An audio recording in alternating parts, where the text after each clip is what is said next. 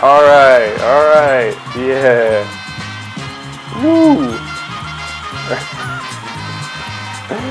Alright, welcome everybody to my podcast. This podcast is called The Podcast. That's right, that's the name of the podcast, it's called The Podcast. And today, we have our wonderful guest, Horse from the movie.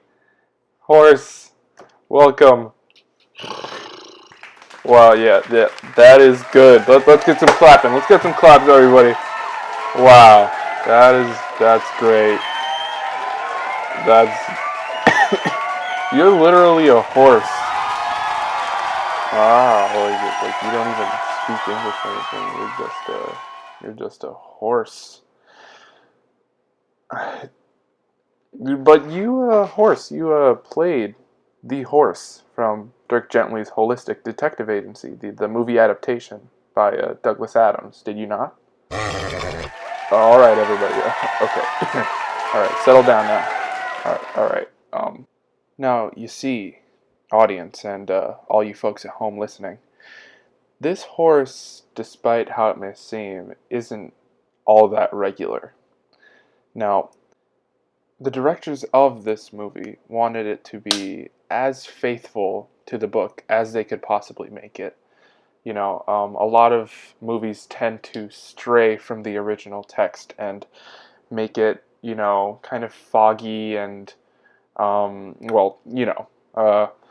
anyways, they wanted to keep it as faithful to the original text as possible. And one of the things that led them to keep this sort of faithfulness is the fact that they casted the most intelligent horse in all of the world to play this role for the horse from Dirk Gently's Holistic Detective Agency, whose innate ability to think like we do sets him apart from many other fictional horses.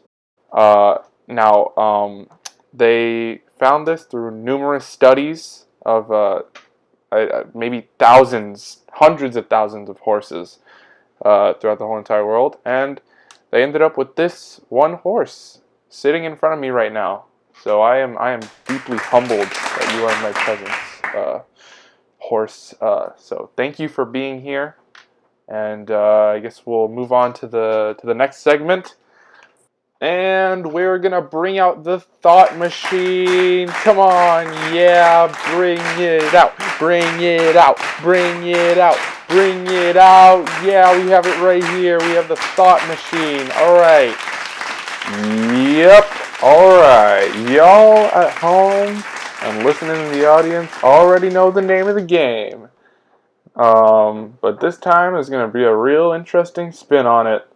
Because we usually hook this thing up to celebs to make them deeply uncomfortable and know every uncomfortable little thing that appears in their heads. But we literally need this this machine for translation.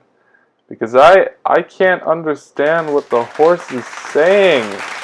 Ha, yeah!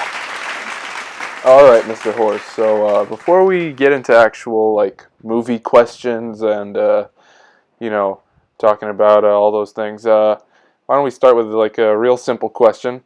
Why don't you tell us and the audience out there, I'm sure they're real curious to know, what's your favorite food, Mr. Horse? Yes. My favorite food. I definitely have to say that the braised steak which can be found in the capital of Cuba is the most exquisite thing I have ever tasted. Quite delicious. Well, I was expecting maybe something a little more like a carrot cake. Yeah. Man, I crack myself up sometimes. Alright, well, that is literally species racist. Okay. Okay, you know what, Adam? Could we cut this in post? Yeah, well, I know it's live. Could we cut, it's like, just cut it right here. Alright, next question. I was able to see the documentary on the filming of this movie. Really interesting stuff. And I found it particularly interesting that they actually had the stable masters who put you to bed every night read you the original Douglas Adams, Dirk Gently's Holistic Detective Agency every night before you went to bed. So I wanted to ask you right here, what do you think that your role was in the scope of the story? Well, I believe the horse represents the reader. And, the context of the story. Yeah, that's interesting. Why don't you tell me a little bit more about that? All right. See, horses are often thought of as riding animals, meant to be guided and trained to carry their rider forward. Yep. This is the role which this seemingly intelligent horse plays in this story as well, as it is being guided by one of our main characters throughout a desolate expanse of nature, far away from civilization and comfort. The horse, like the reader, is being guided throughout the story, without a say in how the story will eventually end up. Its rider is a malfunctioning robot, which is on the brink of what could be called insanity for whatever type of highly advanced robot it is. Yet, the horse stays by its rider's side. Possibly out of pure necessity, possibly because it isn't smart enough to know when to run away, or maybe it just wants to stick around for the ride, see how the story unfolds. Wow. Yeah, I never really thought of it like that. That is really interesting.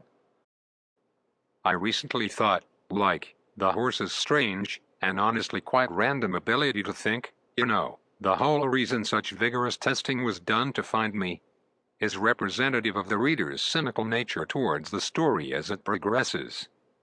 I often find myself thinking, why was I born this way? Would I be better off in this cruel world if I was blissfully unaware like my brethren? Alright, everybody, it seems to be all the time that we have on today's episode. Well, I'll see you next time, and remember to stay safe, everybody. Bye-bye.